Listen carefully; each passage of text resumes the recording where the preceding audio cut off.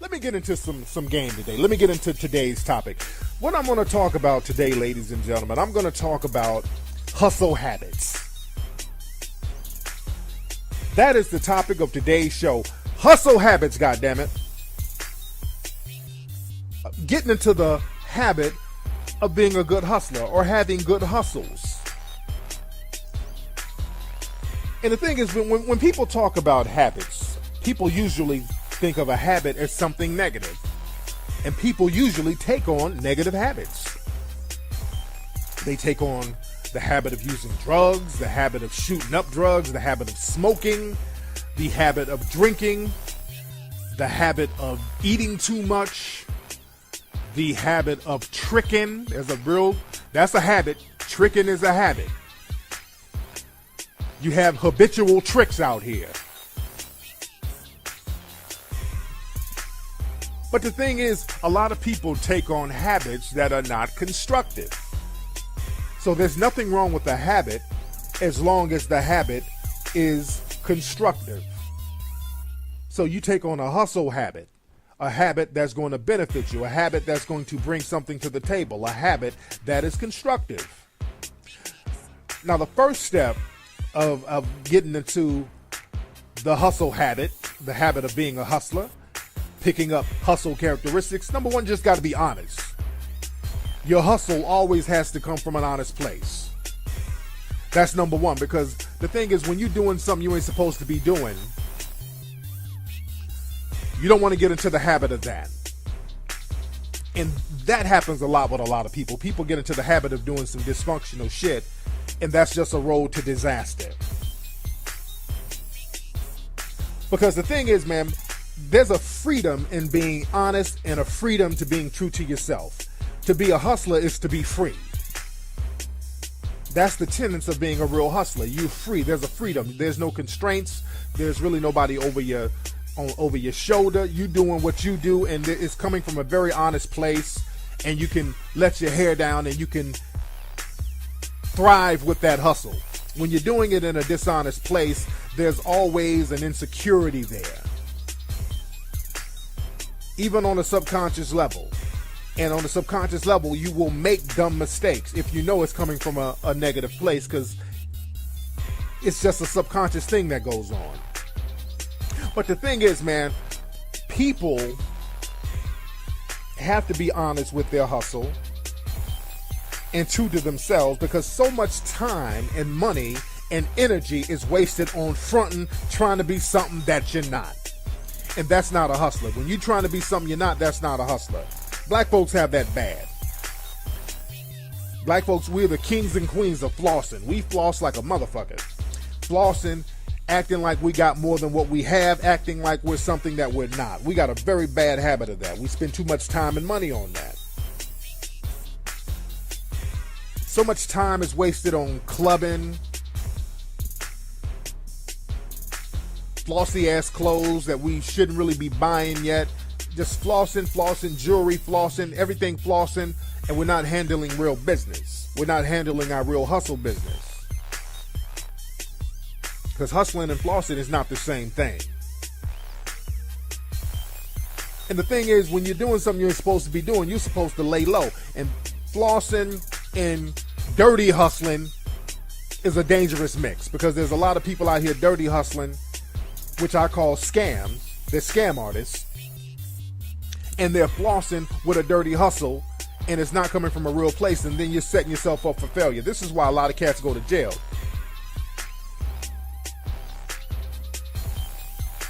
This is why a lot of cats get caught up on some bullshit.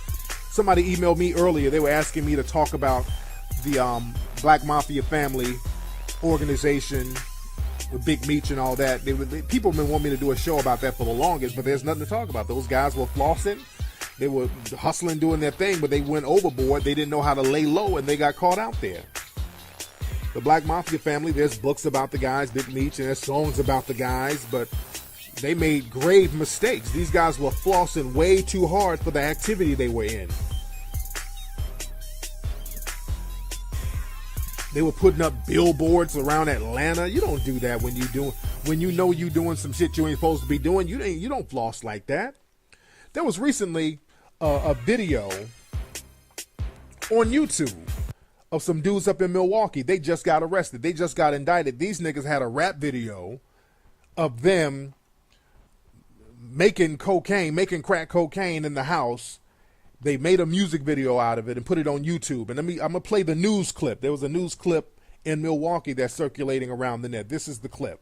Steve. Carol, if you commit a crime and then post a video on YouTube basically bragging about it, you're asking to be arrested. Tonight, an alleged drug ring had their wish granted.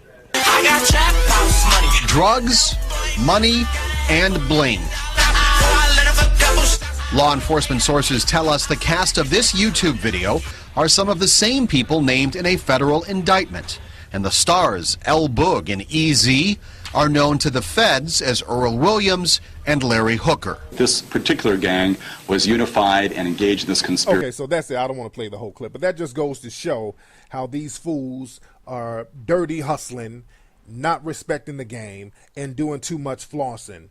And you got to lay low with that, man. You can't do, that's not being a real hustler. That's a real bad habit to get into. And black folks got to get off that flossing habit. That flossing, the habit of flossing, is going to be at your detriment.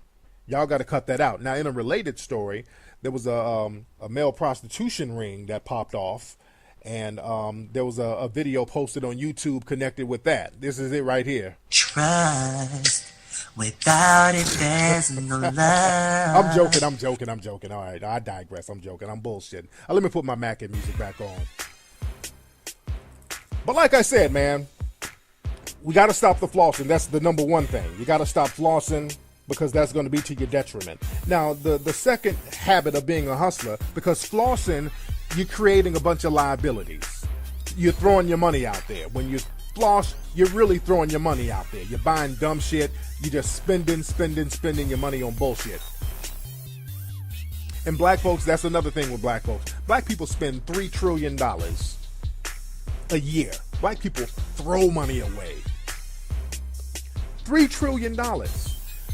You know what? More money circulates in the black American community than the whole country of Russia. You know what I'm saying? There's a lot of wealth that goes through the black community, but black folks are in the habit of spending, throwing the shit away. You don't know how to save that shit. You don't know how to accumulate assets. The minute we get something, we want to floss with it. We throw it away. Trick it off, drink it off, smoke it off, party it off.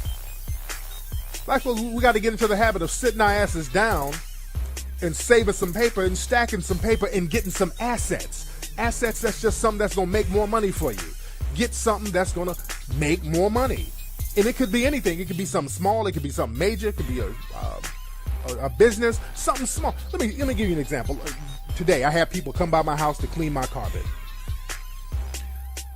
A carpet cleaner is an asset. Get you a carpet cleaning machine, that is an asset. That's going to make you money over and over again. That's a good investment. It's not that expensive. A lawnmower, that's an investment. You get a lawnmower. Like when I was a kid, how many of y'all, when you were kids, you don't see it too much these days, but back in the day, back in the 80s, how many of us would get that lawnmower and start walking up and down the street with that bitch with a bucket of gas and knock on doors? Ma'am, would you like your grass cut? That was my little hustle as a kid. I was a grass cutting son of a bitch as a kid. Made me a little money like that. That was the hustle back then when I lived in Alabama. Now out here you got the Mexican cats. They take it to another level. They got a whole truck of shit, and they do a great job. But the thing is, that's just giving an example of an asset. You get an asset, and you can keep making money with that asset. And I've talked about this before. It doesn't have to be a tangible asset. It can be a skill. That's your asset. You invest in a skill. Being a barber, you have a skill. You know how to work out correctly. Let's say, nigga, you were in the pen. You were locked down. They had you on lockdown for 3-4 years. When you were in jail, you probably learned how to lift weights. Nigga, get out that motherfucker and become a personal trainer. Use that knowledge and start getting everybody else swole. That's an asset. Your knowledge is an asset. You're a good cook.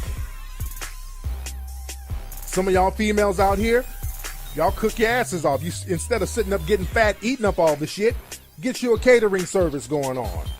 get you a building and make you some fucking buffalo wings. That's an asset. Your knowledge, your skill, that's an asset.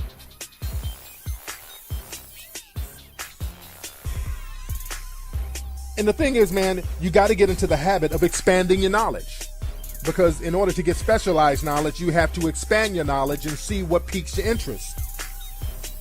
That's why you got to read, people. All good hustlers read. Being a good hustler, you got to get into the habit of reading. Dumb hustlers don't read. That's why they get caught up in the game. A real good hustler is a good reader. All the real good hustlers I know, these dudes are well versed in different books. And the thing is, man, you just get into the. I'm into the habit of reading. It's almost second nature. I have books all around the house. People always ask me what you read. What's the latest book you read? Dude, I read books every single day. So it's not like what's the latest book. I read books all the time. Everywhere in my house, there's a number of books. In all my bathrooms in my home, there's books by the toilet. There's books by my desk. There's books by my bed. There's books by my couch. There's books everywhere. I'll crack one of them bitches open anytime. When I go to the barbershop, I read. Anytime I get a chance to sit down somewhere for a few minutes, I read. That's a habit. So people, you got to get into habits like that. Now also, man, when you want to get into the habit of being a good hustler, man, always go out of your way to bring quality game to the plate. Be a quality hustler. Make your hustles top quality. Just don't do no half-ass shit for the paper.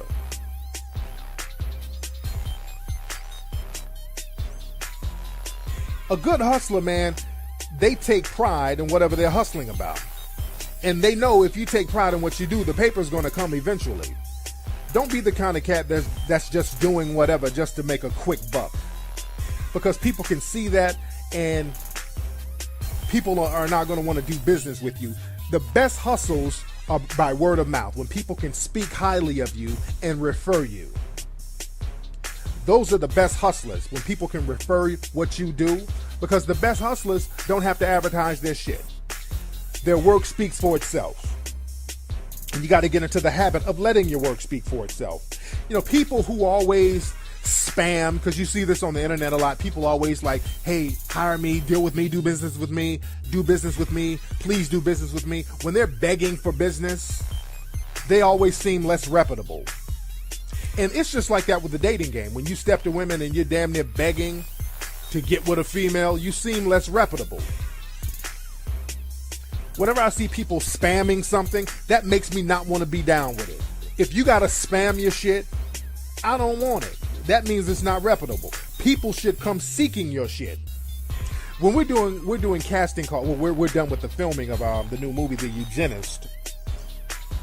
And when we were doing casting calls, even when we were doing the casting calls in Atlanta, there was this one dude, this one actor, this older white guy. Every time we would put up a casting call, he would send about 10 emails every single time. Every casting call, this one dude would send in emails all the time. And I didn't even want to audition the guy because he just seems less reputable because he just kept spamming his information. People who do that, you seem like you don't have your shit right if you have to spam and nag and annoy people in order to check you out. And just like with people in business, I have cats who always call me and contact me for different business ventures. And there's one dude in particular, and he's probably listening. This guy sent me an email about this business he had, and he sent the website. And I looked at the site, and it looked interesting. I was almost interested in it. It looked interesting. I wasn't quite sure what the business was, but I was open to hear what the brother had to say. But the thing is, I noticed when I opened up all my other email accounts, this dude kept sending me emails, and he hit me on Twitter about 10 times about the same shit. I immediately got turned off. That shit looked janky and it looked bootleg all of a sudden. All of a sudden, the dude looked less reputable, and I'm glad he did that because that showed me the kind of cat he was. You don't do business like that. When you constantly hit people up, hey man, let's check my deal out. Check out what I got going on. Check this out. Hey man, check this out. Let me explain something to y'all. And this is the last thing I'm gonna talk about right here. To be a good hustler, and this is the most important thing, and I really want y'all to feel me on this, because this will translate not only from business, this will translate to the way you deal with women. Remember, this will not only translate through business, this applies to the way you deal with females and relationships and the whole nine. And women too. This will apply to the way you deal with men. But to be a good hustler and to get into the habit of hustling, you have to know the difference between being persistent and being annoying. Let me say that again, ladies and gentlemen. You have to know the difference between being persistent and being annoying. A lot of you don't know the damn difference. I'm going to tell you what the difference is between being persistent and being annoying. Because I have a lot of cats, they do shit when they try to get with women. They call women, they bug women. I say, hey man, you shouldn't do that. You shouldn't call and bug women and call them 20 times a day. Then they'll come back to me and say some shit like, well, come on, man, shit. Persistence pays off, man. You gotta be persistent. You gotta be persistent, man. Ain't nothing wrong with being persistent, man. That's the sign of a good hustler. That ain't persistence. That's being annoying. And just like business, if you calling somebody 20 times a day, hey, listen to my demo. Hey, can you hire me? Please, can you hire me? Hey, can you do business with me? Please, I'm struggling. I need you to do business with me. That's not being persistent. That's being annoying. And the difference is between being persistent and annoying. When you're persistent, you have something to offer the other person. Being persistent is when you have something to actually bring to the table to help the other party. Being annoying is when you're begging for help. You're asking somebody to give you something without seemingly anything in return. And that is the difference. When you contact somebody, or when you deal with somebody, or you do business, or when you're trying to get with a female, you always have to have in the back of your mind, or in the forefront, or you have to let them know in some way that you're bringing something beneficial to them. When you don't do that, your ass is annoying. When you step to a business, you say, hey, look, my name is John Doe. I have some ideas that's going to increase your profit margin by at least 20%. You should listen to what I have to say. When you come at them like that, they'll fuck with you because they see something in it for them. Most people say, hey, look, I'm struggling. I got a car note. My baby mama about to have another baby. This child support is killing me. Can you please help me out and hire me? You're annoying. And just like with dating and relationships, when you step to a female and you're like, hey, I ain't had no pussy in 5 years. You so fine. I would just do anything. You beautiful. I need you in my life. I eat pussy all day. When you step to women like that, you're annoying. But when you step to them with persistence, like, look, I know you're going through what you're going through, but I got some good conversation. I'm about to upgrade you if you fuck with me. I got some real good information. I got some real good game that you need to hear. You need to step to me because you fuck with a winner, you going to be a winner. And I'm a winner and you need to see what I got to offer. When you step to them with that type of confidence and you show them that you can upgrade them and bring some game to the table, that makes you persistent and that makes them want to get down with you. They can respect persistence. Nobody respects annoying. And that is the difference between being a hustler, a good hustler, and a buster. So get into good hustle habits, ladies and gentlemen. Get into the habits of positive, constructive hustles. Get some assets going on. Get some knowledge going on. Step your game up. Let people know you can bring stuff to the table when you do business with them, and you're going to be all right. Please get into the habit.